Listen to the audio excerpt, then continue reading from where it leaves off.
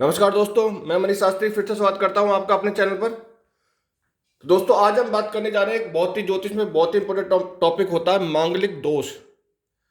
मांगलिक दोष वो होता है दोस्तों, अगर विवाह के समय लड़के में मांगलिक दोष है या लड़का मांगलिक है और लड़की मांगलिक है तो उनका विवाह हो जाता है। अगर लड़का मांगलिक है लड़की मांगलिक नहीं है तो उसको गलत मानते हैं। उसमें यह माना जाता है कि फ्यूचर में ऐसा होगा कि अगर लड़की मांगलिक है तो लड़के की मृत्यु हो जाएगी और लड़का मांगलिक है तो लड़की की मृत्यु हो जाएगी। तो आज हम बात करेंगे कौन कौन से स्थिति में मांगलिक दोष बनता है, कौन कौन की स्थिति में इसका निवारण हो जाता है और कैसे हम इससे बच सकते हैं और क्या क्या इसके उपाय करने पड़ते हैं जिससे हम इजीली इस चीज को खत्म कर सकें। इसको मांगलिक दोष के अलावा मांगलिक योग भी बोल सकते हैं। ठीक है दोस्तों। तो दोस्तों, अगर आपने मेरे चैनल को अब तक सब्सक्राइब नहीं किया है तो प्लीज सब्सक्राइब कीजिएगा और आगे आने वाली वीडियोस के लिए बेल आइकन को प्रेस करना मत भूलिएगा। तो चलिए अब हम जानते हैं कि कैसे कब मांगलिक दोष बनता है, क्या क्या इसके उपाय हैं। ठीक है, कैसे इसकी काट हो जाती है और कैसे हम आगे इसको बिल्कुल खत्म कर सकते हैं विवाह के समय। ठीक है दोस्तों, पहले तो बताऊं, जो मांगलिक होगा उसका जो स्वभाव होगा वो बहुत ही विनम्र होगा। चाहे वो लड़का हो या लड़की, बहुत ही विनम्र होगा। बस उसका स्वभाव में ये होगा, कभी कभी उनको जो बहुत ज़्यादा गुस्सा आता होगा, जो मांगलिक होगा वो विनम्रता के साथ बहुत गुस्से वाले होते हैं। ये उनका स्वभाव देखा गया है। ठीक है, अब हम बात करते हैं। मान लीजिए मैंने एक एग्जाम्पल लिया है, ये 8वीं राशि वृश्चिक राशि का मैंने यहाँ पर एग्जाम्पल लिया है। 8वीं राशि वृश्चिक राशि है।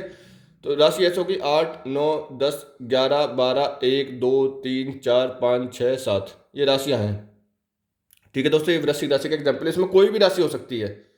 अभी हम सिर्फ यहाँ भाव की बात कर रहे हैं, हम यहाँ घर की बात नहीं कर रहे, अभी भाव की बात कर रहे हैं यहाँ पर। ठीक है, तो दोस्तों जो मांगलिक दोष बनता है वो ये होता है कि अगर आपके 1, 4, 7, 8, 12वें घर में मंगल हो तो मांगलिक योग बनता है। देखिए, पहला भाव कौन सा है? 8वां। पहला भाव यहाँ पर ये हो गया, पहला भाव यहाँ पर। दूसरा भाव, पहला, चौथा, 7वां, 8वां और 12वां। पहला, चौथा, 7वां, 8वां, 12वां। दोस्तों, अगर यहाँ पर मंगल की उपस्थिति है, मंगल ग्रह किसी भी कोई भी राशि हो अगर यहाँ पर बैठा है तो दोस्तों समझिए कि वो मांगलिक है। चाहे वो लड़का है लड़की है, वो मांगलिक योग बनता है। ठीक है दोस्तों, तो इससे अब हमें ये पता चल गया कि अगर इन राशियों में 1, 4, 7, 8, 12 में मंगल बैठा हो, मंगल ग्रह हो, तो वो ये मांगलिक दोष बनता है, मांगलिक योग बनता है। अब हम बात करते हैं कि किन स्थिति में इसका प्रभाव कम हो जाता है या खत्म हो जाता है। ठीक है दोस्तों, आइए उससे जानते हैं। देखिए, ग्रह का अंश, जो ये ग्रह है इसकी जो डिग्री है वो, अगर मान लीजिए मंगल की डिग्री यहाँ पर आपके कहीं भी देख लीजिए, मंगल की डिग्री यहाँ पर अगर 2 है या फिर 2, 3 या फिर ये तो बाल अवस्था में हो गया, या फिर 28 या 29 डिग्री है, तो दोस्तों इसका अंश बहुत, डिग्री बहुत ज़्यादा है, मृत अवस्था या बाल अवस्था में होने के कारण इसका कोई असर नहीं होगा मांगलिक योग पर। मतलब फिर आप शादी कर सकते हैं क्योंकि इनकी डिग्री जो अंश है वो बहुत कम है, डिग्री बहुत कम है, जिससे इसका योग खत्म हो जाता है। ये इसकी एक तरीके से बोल समझ सकते काट है, या फिर इसका बहुत ही नाम मात्र को रहता है। ठीक है दोस्तों, तो पहला हो गया हमारा ग्रह का अंश। आगे बढ़ते हैं।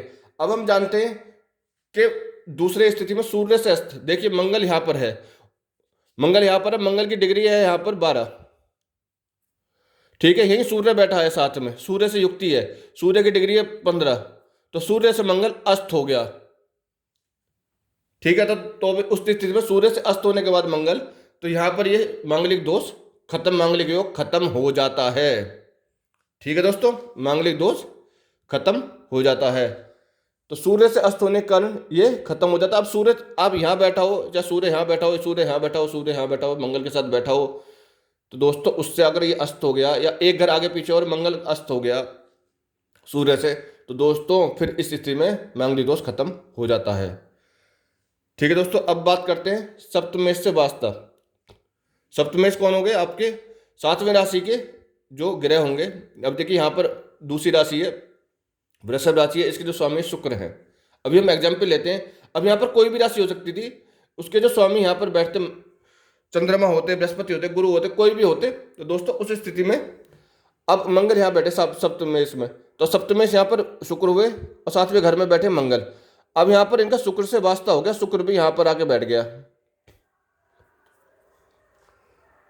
ठीक है दोस्तों, तो शुक्र अपनी राशि में बैठ गया, मंगल यहाँ बैठे हैं, तो सप्तमे से युक्ति होने के कारण इनका जो मांगलिक दोष है वो खत्म हो जाता है। ठीक है दोस्तों, समझ रहे हैं। अब एक एग्जांपल लेते हैं योग कारक। अगर मंगल योग कारक होता, देखिए या तो मंगल यहाँ पर अपनी राशि में बैठा हुआ है, ठीक है दोस्तों, या फिर आप ये जानिए कि मंगल 10वीं राशि में मकर में ऊंच का हो जाता है। तो कहीं भी मान लीजिए अगर यहाँ पर 10वीं राशि होती है, यहाँ पर 10वीं राशि होती और यहाँ पर मंगल बैठा होता, तो दोस्तों वो होता तो मांगलिक, लेकिन योग कारक होने के कारण वो मांगलिक दोष नहीं बनता, वो बहुत ही नाम मात्र का मांगलिक दोष रह जाता, जिससे वो मांगलिक दोष खत्म माना जाता है।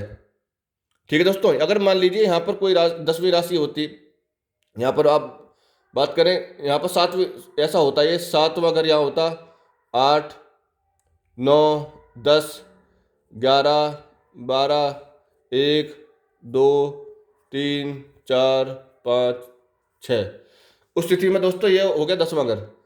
इस स्थिति में 7वें शुक्र का घर यहाँ पर होता, मतलब 7वीं तुला राशि यहाँ पर होती है और मंगल यहाँ पर होता। इस स्थिति में क्या होता दोस्तों, मंगल ऊंच का हो जाता है, योग कारक हो जाता है, अच्छे परिणाम देने के लिए बाध्य हो जाता है। तो इस स्थिति में यहाँ पर मंगल बाध्य होने के कारण ये मांगलिक दोष खत्म हो जाता है। और इसका फिर ये समझ लीजिए एक ये इसकी काट है, फिर इसको मतलब आपको जरूरत नहीं है मांगलिक दोष का कोई उपाय कराने की। समझे दोस्तों। अब आते हैं एक बहुत ही इंपॉर्टेंट चीज कि अगर गुरु ग्रह बृहस्पति होता है, उसको बोलते हैं कि गुरु जहाँ बैठता है वह औषधि, और जहाँ उसकी नजर जाती है वो तो औषधि होती है, दवाई होती है, मतलब अच्छा करता है। तो गुरु का अगर यहाँ पर मंगल से संबंध हो जाता है, या तो गुरु की सप्तम दिशा जो सप्तम जो नजर है उसकी 7वें घर की 7वीं नजर है, वो अगर मंगल पे पड़ जाए या गुरु उससे युक्ति बना ले, मतलब गुरु अगर यहाँ बैठ जाए साथ में, गुरु साथ में बैठ जाए, गुरु साथ में बैठ जाए, गुरु साथ में बैठ जाए, गुरु साथ में बैठ जाए, तो अगर गुरु साथ में बैठे युति बन गई तो दोस्तों ये मांगलिक दोष खत्म हो जाता है। या फिर गुरु यहाँ पर बैठा हो सामने और गुरु की 7वीं नजर यहाँ पड़ जाए मंगल पर, ये मंगल यहाँ बैठा हुआ गुरु की नजर पड़ गई, तो दोस्तों गुरु से संबंध हो गया, इस स्थिति में मांगलिक दोष खत्म हो जाता है। ठीक है दोस्तों, अब बात करते हैं ऊंच की राशि में। मैंने अभी आपको यही बताया था ऊपर योग कारक में कि अगर मंगल ऊंच की राशि में, जैसे मंगल 10वीं राशि में ऊंच का होता है, वो अगर 10वां घर चाहे यहाँ हो, चाहे वो 10वां घर यहाँ हो, या 10वां घर यहाँ हो, या 10वां घर यहाँ हो, या 10वां घर यहाँ हो, अरे मंगल खुद बैठा हुआ है, तो दोस्तों मांगलिक दोष खत्म हो जाता है इस स्थिति में।